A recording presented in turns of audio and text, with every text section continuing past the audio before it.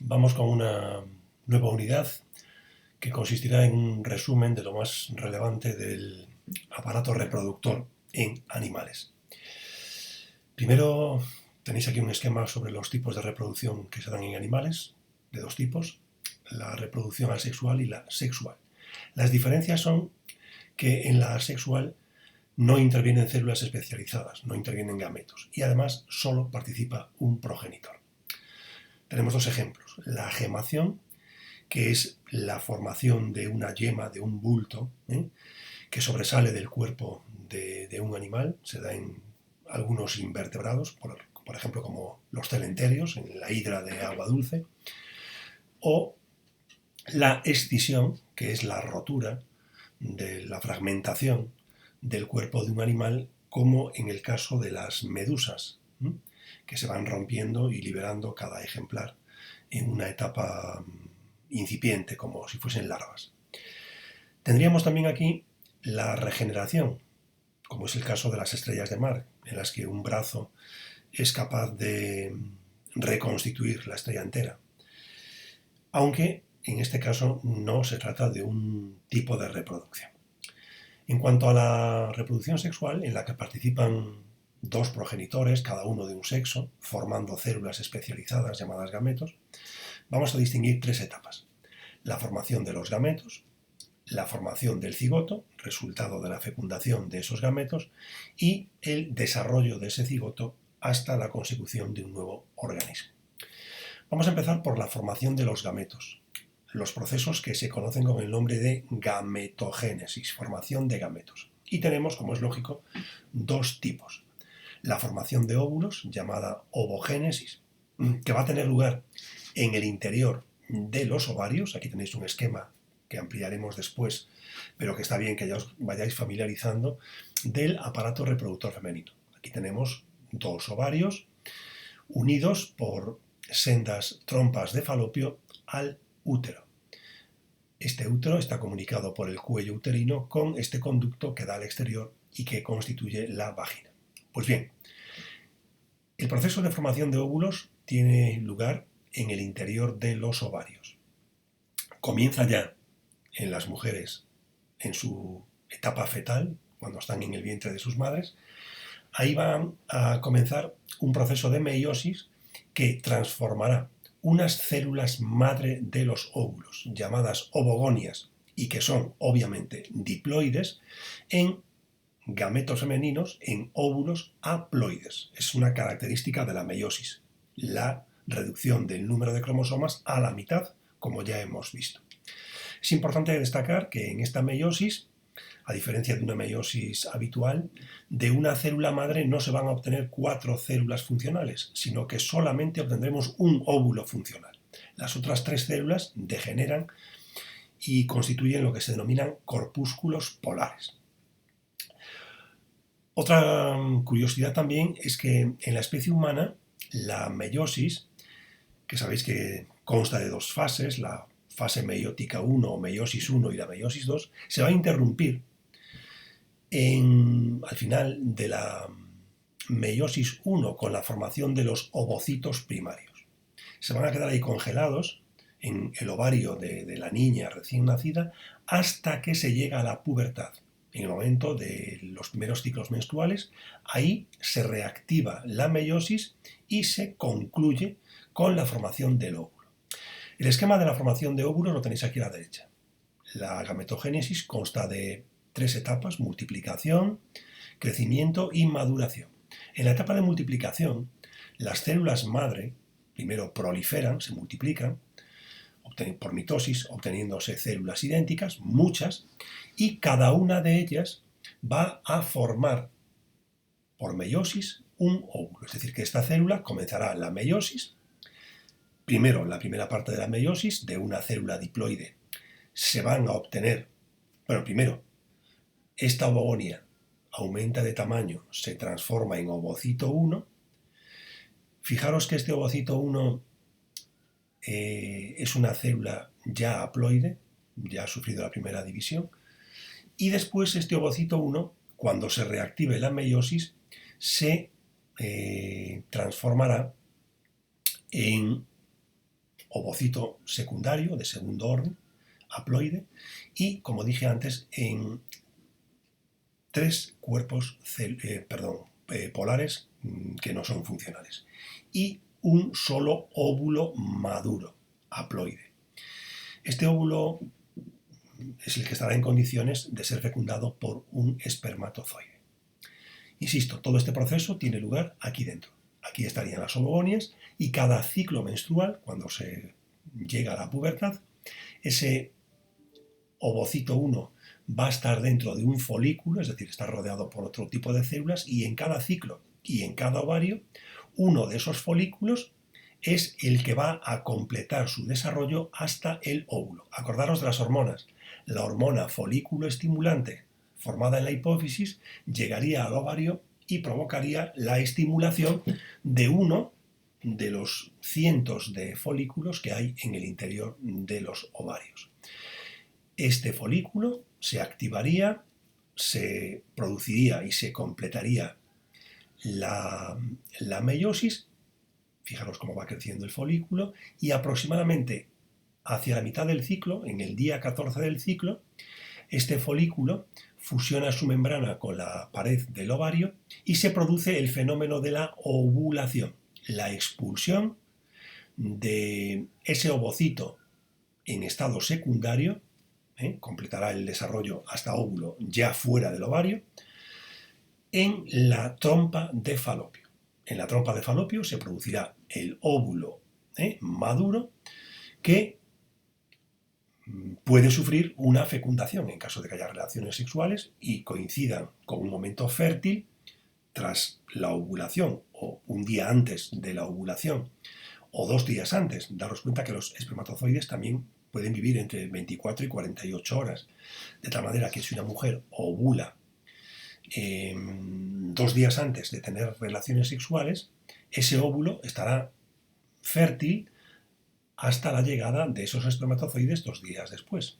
Lo mismo ocurre si ovula y 2 días más tarde o 3 tiene relaciones sexuales. Llegarán los espermatozoides y todavía encontrarán un óvulo fértil. De ahí ese periodo ventana de seguridad para prevenir embarazos, que es evitar relaciones sexuales sin protección en los días anteriores a la ovulación y los días posteriores a la misma. Bueno, avanzamos.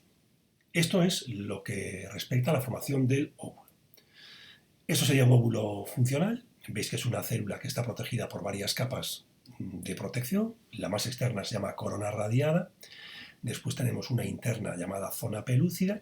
Después tenemos la membrana plasmática, el citoplasma y aquí el núcleo, que si es un óvulo humano tendrá 23 cromosomas, la mitad de la dotación normal de 46. Vale, con respecto a la formación de espermatozoides, las fases son las mismas, cambia el escenario, lógicamente, el lugar donde se produce la meiosis es el testículo. Aquí tenéis unas fotografías y unos esquemas del interior del testículo para que situéis el lugar del que estamos hablando. Veis que los testículos están completamente llenos de los llamados tubos seminíferos. Este es un aspecto real, ¿vale? Una maraña superplegada de tubos, estos tubos que veis aquí en un corte. Esta es una foto ampliada de esta zona. Esto es el interior de ese tubo, y como veis en las paredes, estas células que tenéis aquí son estas, ¿vale? En distintas de sus fases. Más hacia la parte externa de la pared del tubo se encuentran las células madre de los espermatozoides, las espermatogonias, que, igual que pasaba con las ovogonias, primero sufren una etapa de multiplicación. Se multiplican por mitosis, tenemos muchísimas células madre de espermatozoides.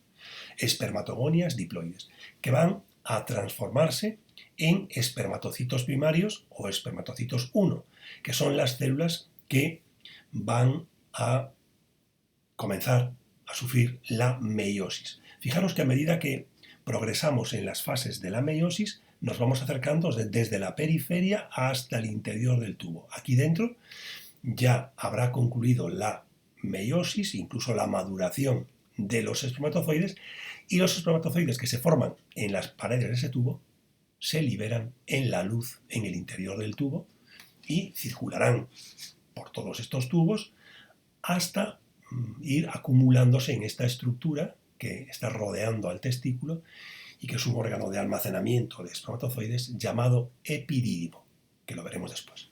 Aquí tenéis la fase meiótica, primera división, se forman espermatocitos secundarios y estos, tras la segunda división meiótica, se transforman en espermátidas, estas células esféricas que veis aquí, que se parecen un poco a un espermatozoide. Por eso, en la fase de maduración, estas células sufren unas modificaciones estructurales que los convertirán en las células ya más reconocibles como espermatozoides, con su cabeza, su cuello y su cola, que ampliaremos ahora mismo. Aquí los tenéis. Fotografías retocadas por ordenador. Aquí tenéis la cabeza de un espermatozoide. Esta zona de color rojo que rodea el núcleo es esta sustancia, el acrosoma, que va a tener una importancia decisiva en la perforación de las membranas del óvulo para la fecundación. Ahí está el núcleo haploide con 23 cromosomas, un centriolo. Las células tienen dos. El otro centriolo ha prolongado los microtúbulos para formar el largo flagelo del espermatozoide. En este segmento intermedio se encuentran un montón de mitocondrias. Aquí las tenéis muy bien coloreadas con esta microfotografía electrónica. Estas amarillas son las mitocondrias. Son como los motores de una fueraborda. Esta célula necesita muchísima energía que proporcionan las mitocondrias para desplazarse por todo el aparato reproductor femenino y llegar hasta las trompas de falopio, en donde estará el óvulo. Bueno, vamos ahora con la anatomía de los aparatos reproductores. El masculino, aquí tenéis sus principales partes, los genitales externos, el pene, los testículos y la parte interna, ¿vale? Empezando por los testículos, aquí tenéis lo que acabo de deciros, el epidídimo, esta zona donde se acumulan los espermatozoides, que van a abandonar el testículo en el momento de la eyaculación a través de un canal o conducto deferente que tiene este recorrido, ahí llega hasta la vejiga, la rodea y vuelve a bajar pasando por el interior de ciertas glándulas que ahora veremos. Aquí va por... esto sería la próstata. Vierten en ese conducto diversas glándulas, como la vesícula seminal, hablaremos de ella después, y otras glándulas que citaremos a continuación, como la glándula de Cooper. Y aquí el conducto deferente ya desemboca en lo que es la uretra. La uretra es este canal que lleva el semen hacia el exterior en la eyaculación, pero es el mismo conducto por el que sale la vejiga en la función urinaria, ¿vale? Este es el aparato urogenital.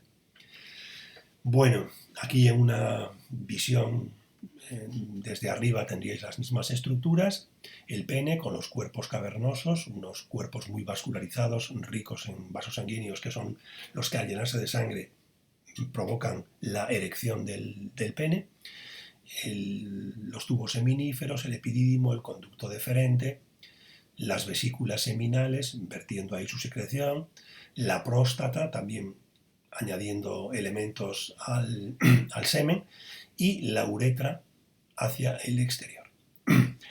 La parte delantera del pene, la punta del pene, se llama glande y está recubierta por una piel que recibe el nombre de prepucio, ¿vale? Bueno, creo que no me queda nada. Avanzamos. Aquí tenéis una ligera descripción de los principales elementos de este aparato reproductor masculino que acabo de citaros. Los testículos, lugares, las gónadas masculinas, donde se producen los gametos masculinos, los espermatozoides, el epidídimo, el escroto, es la bolsa de piel rugosa y delgada que recubre los testículos, el conducto deferente, ya lo hemos hablado, la vesícula seminal, que elabora un material mucoide, mucilaginoso, rico en fructosa y otros nutrientes para, digamos, nutrir a los espermatozoides. Ya dije antes que tienen que moverse mucho y para eso necesitan energía, necesitan combustible y este azúcar es uno de ellos. Además, el líquido seminal contiene otras sustancias llamadas prostaglandinas que, al reaccionar con el moco cervical del cuello uterino de la mujer, estimula las contracciones uterinas y de las trompas de falopio, que van a favorecer el desplazamiento de los espermatozoides para facilitar la fecundación. La próstata, una glándula exclusivamente masculina, que funciona como una vejiga secundaria que, por una parte, tiene un papel mecánico presionando al semen. El conducto pasa por la mitad de la próstata, presiona el semen para facilitar su expulsión, le inocula, digamos, presión, y además segrega un fluido que contiene distintos oligoelementos como zinc, magnesio y enzimas, además de un antígeno prostático conocido como PSA, para disolver, para fluidificar ese líquido seminal. Este antígeno prostático se relaciona a veces, bueno, es un indicador para el cáncer de próstata, y a los hombres de más de 50 años se les suele hacer una analítica en la que se determina la cantidad de este antígeno como un indicador solo de un riesgo de cáncer prostático. Si el valor da alto, hay que someter a ese hombre a pruebas adicionales para certificar ese indicio. La glándula de Cowper o bulbo uretral, que libera un líquido lubricante y neutralizante de la acidez de la uretra, ¿vale? Para que no se mueran ya en la propia salida del pene muchos de los espermatozoides. Constituye lo que llamamos el líquido preseminal. Antes de la eyaculación, ese líquido que sale por el pene sería el procedente de esta glándula. Bueno, en el aparato reproductor femenino también distinguimos los genitales externos, lo que se conoce con el nombre de vulva, y los genitales internos. Aquí tenéis dos imágenes de los genitales externos para que apreciéis, para que veáis algunas de las partes que describiremos a continuación. Entonces, también es un aparato urogenital. Aquí, en la parte más externa, está la salida del aparato urinario, la uretra, por la que se expulsa la orina, y aquí la entrada del aparato genital, la vagina. ¿De acuerdo? Ambos orificios están protegidos por dos labios, los labios menores y los labios mayores, que los cierran y los protegen, pues, de infecciones, por ejemplo. Tenemos un órgano similar, embriológicamente, creo que ya hablamos en clase alguna vez, que hay una determinación en el desarrollo embrionario del aparato reproductor, una determinación hormonal para ser, digamos, hombre o mujer, determinado por hormonas que a su vez dependen de la herencia de unos cromosomas, XX en la mujer y XY en el hombre, y que por lo tanto hay estructuras que son muy parecidas en el aparato reproductor femenino y en el masculino. Aquí tenéis, por ejemplo, como muestra de ello, que en el clítoris, este órgano tan relevante para la excitación sexual, ¿no?, para facilitar el acto sexual, que es el clítoris, hablamos de un prepucio y de un glande, igual que en el pene, ¿de acuerdo? Bueno, ¿qué más destacamos aquí? Veis que además de estos orificios de los que hablamos antes, hay unas glándulas, las glándulas de Bartolino o Bartolín, y las glándulas de Skene, que desempeñan una serie de misiones que veremos después en un cuadrito. En cuanto a la anatomía interna, aquí tenéis en este corte la ubicación. Fijaros que la parte más interna del aparato reproductor está en el hueco de la pelvis. Fijaros que este hueco óseo de la pelvis va a tener que ensancharse. Es lo que se llama el canal del parto, porque el embarazo, el desarrollo del embrión y del feto va a tener lugar aquí dentro del útero, y en el momento del parto, ese feto de 3 kilos y pico, 4 kilos, va a tener que salir atravesando el cuello del útero y la vagina, y por supuesto tiene que abrirse sitio en estas paredes óseas que lo están rodeando. Por eso las mujeres que han dado a luz tienen un canal pelviano más distendido que una mujer que no haya sido madre. Bien, entonces ya casi he dicho las partes. Aquí estarían los genitales externos que acabamos de ver, que conducen a un canal membranoso que es la vagina, y aquí hay un orificio que nos abre paso al útero. Este canal, pequeño canal con un orificio, es el cuello del útero o cervix. Aquí está el útero con su pared, el endometrio, el miometrio, que es la pared muscular de musculatura lisa más gruesa, el endometrio es la parte más interna, y ahí veis que desembocan las trompas de falopio que están conectadas con los ovarios como vimos antes. Vale.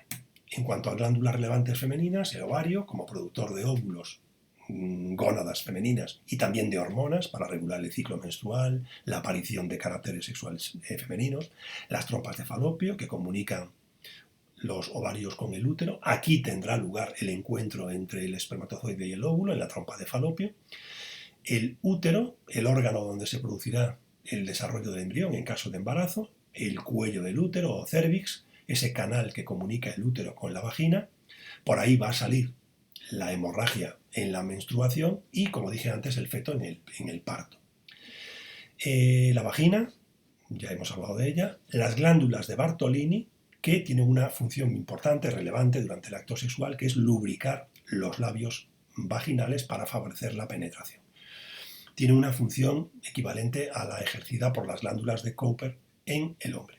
Y finalmente las glándulas de Skene, que liberan sustancias nutritivas para los espermatozoides, ¿vale? Más alimento, más combustible para ese viaje largo que tienen que hacer hasta las trompas de falopio. Vale.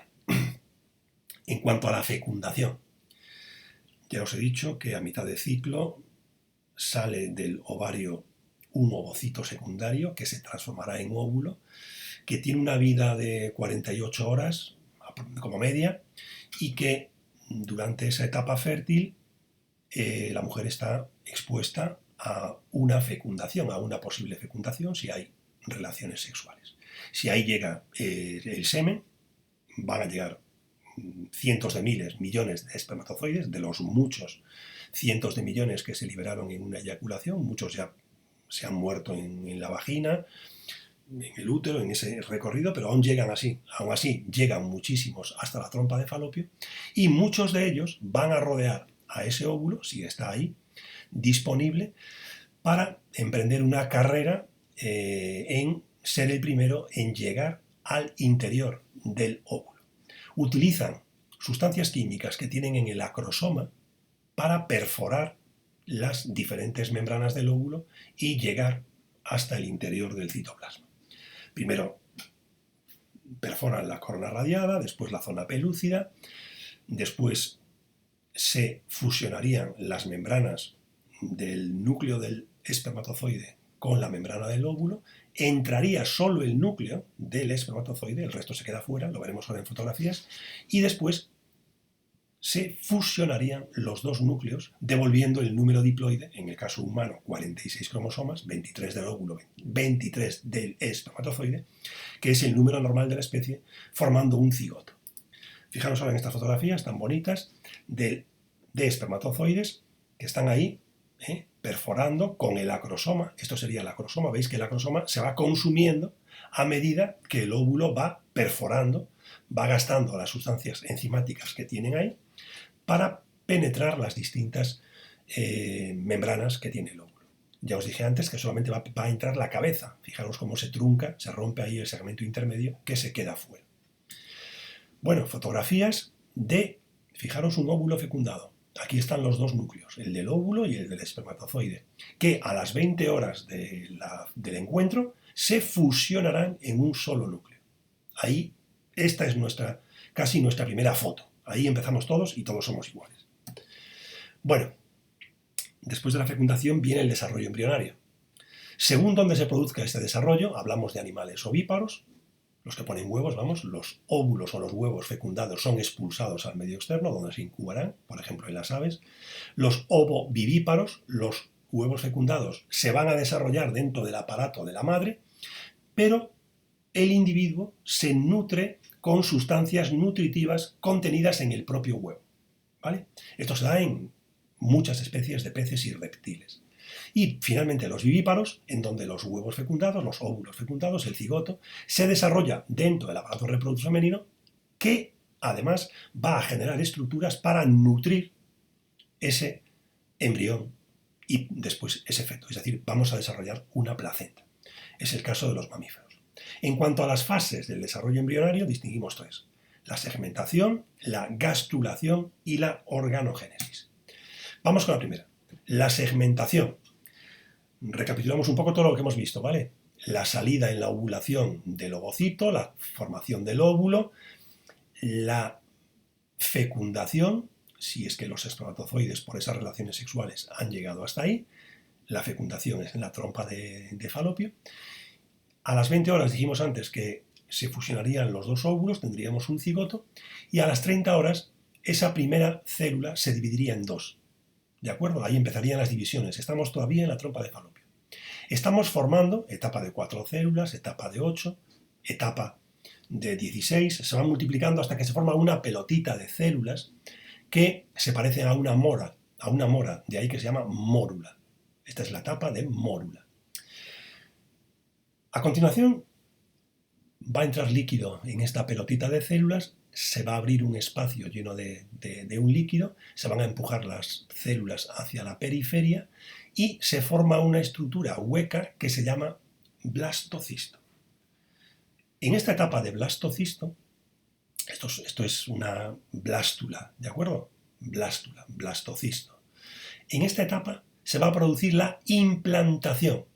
La implantación es que este blastocisto se va a pegar literalmente, van a segregar sus células una especie ahí como de pegamento, de un lotite, que lo va a pegar a la pared del útero, al endometrio. Estamos ya ante un embarazo, obviamente. Esto ocurre a los 6 días. Ahí va a continuar el desarrollo y se va a formar primero un embrión, hasta los 3 meses hablamos de embrión, y a partir de ahí un feto que a las 36 semanas, a los 9 meses, saldrá al exterior en el parto. ¿De acuerdo? En el ovario se han producido también modificaciones. En caso de que haya embarazo, hay que mantener la pared del endometrio. De eso se encargan hormonas segregadas por esta estructura que se llama cuerpo lúteo, es decir, cuando se ha producido la ovulación, sale el ovocito, pero el resto de células del folículo permanecen ahí y se transforman en estas que constituyen el cuerpo lúteo. Este cuerpo lúteo fabrica una hormona que se llama progesterona, os suena, gracias a la cual se van a interrumpir las menstruaciones, porque se trata de conservar el escenario, en este caso la pared, en donde se va a llevar a cabo el embarazo. Por eso se mantiene el endometrio y no se elimina. Por eso la mujer embarazada suspende sus menstruaciones. ¿De acuerdo? Hay que mantener el endometrio y de eso se encarga la progesterona. Bien, bueno, os digo que si no ha habido embarazo, el óvulo al cabo de 48 horas desaparece, se reabsorbe. Y de ahí al final del ciclo, como no se produce progesterona, a los 28 días, esta pared gruesa del útero se va a desprender. Se va a desprender, se van a romper ahí capas de células, se van a romper capilares y se produce una hemorragia que llevará esos restos de tejido hacia el exterior en la regla o menstruación. En esta regla o menstruación no se elimina el óvulo no fecundado. El óvulo ya hace días que ha dejado de existir. ¿De acuerdo? Si teníais esto en la cabeza, quitároslo ya de ella. Bien, aquí tenéis unas fotos que hicimos nosotros en nuestro laboratorio hace creo que un par de cursos, utilizando erizos de mar. Hay erizos macho y erizos hembra y con sustancias químicas sacamos de los erizos macho semen, estos son espermatozoides, millones, cientos de miles de espermatozoides, y estos son óvulos. Los mezclamos en una placa en nuestro propio laboratorio y al cabo de horas se produjo el milagro de la naturaleza, se produjo la fecundación. Veis que aquí hay un óvulo que ha sido fecundado y que ya se ha dividido en dos células. ¿De acuerdo? Fijaros que en esta foto de aquí veis los óvulos rodeados de todo el esperma y fijaros que alrededor de cada óvulo se va estableciendo una franja blanca, blanquecina, libre de espermatozoides, porque es conveniente que lo digamos ahora, en nuestro caso ocurre lo mismo, una vez que un espermatozoide ha conseguido introducir su cabeza en el interior de un óvulo, lo ha fecundado, el óvulo segrega una membrana de protección, libera también unas sustancias químicas que repelen al resto de espermatozoides. Este halo nos indica que estos óvulos ya han sido fecundados. Y es, digamos, un mecanismo de seguridad para evitar que dos espermatozoides introduzcan sus cabezas en el interior de un óvulo. Ese embarazo no iría a término, ¿de acuerdo? Porque tendría más cromosomas de los que tiene la especie. Bueno, fijaros que tras las primeras divisiones, 2 células, aquí tendríamos 4 células y aquí tendríamos pues 8 o 16. Esto en nuestro laboratorio. No sé si seríamos capaces de continuar, creo que no, con nuestras condiciones, este desarrollo a estadios más avanzados. Pero, ¿a qué son bonitas? Bueno, una vez que se ha producido el blastocisto, la siguiente etapa es la de gastrulación, la formación de la gástrula. Es decir, en esas células que hasta ahora eran todas iguales, todas totipotentes, estaban sin diferenciar, empiezan a aparecer diferencias. Se forman o bien 2 capas distintas en los animales diblásticos, o bien 3 capas embrionarias, los animales triblásticos, entre los que estamos nosotros. ¿Veis? Primero es una especialización de unas células de uno de los polos del blastocisto que se van a invaginar hacia adentro formando una capa interna. Tendríamos 2, ¿vale? Una capa más externa, ectodermo y endodermo. En nuestro caso, digo, y en la de todos los mamíferos, son 3 las capas que se forman en el embrión. Primero se forma ese hueco con el endodermo, pero hay una capa intermedia entre ectodermo y endodermo que se llama mesodermo. Esto tiene un orificio, el blastoporo, que si os acordáis del capítulo de clasificación hablábamos de protóstomos y de deuteróstomos según si el primer orificio del embrión era la boca o el ano, o solo tenían un orificio o tenían 2. Ese orificio se está produciendo en esta fase del desarrollo. Bueno, ya para terminar, porque no vamos a verlo todo, deciros que de esas 3 hojas embrionarias, en esa etapa de gástrula, estas células ya no son todas iguales. Ya ha pasado ahí algo en sus genes que las ha convertido pues, a estas en células del ectodermo, a estas en células del mesodermo y estas en células del endodermo. Ya ha habido cambios genéticos. Pues bien, a partir de cada una de estas capas se irán formando, también por diferenciación génica, las distintas estructuras de un ser adulto. Así, del ectodermo, por ejemplo, se van a formar el sistema nervioso y la piel. Del mesodermo, los músculos, el esqueleto, los riñones, el aparato reproductor, el circulatorio, el corazón. Y del endodermo, las glándulas endocrinas, los pulmones, el sistema digestivo o el hígado. Durante 9 meses. Aunque a los 3 meses, la mayor parte de los órganos ya están formados. En esta fase última de organogénesis. Bien, hasta aquí hemos llegado, porque tampoco es cuestión de darlo todo. Y nos veremos en una próxima entrega.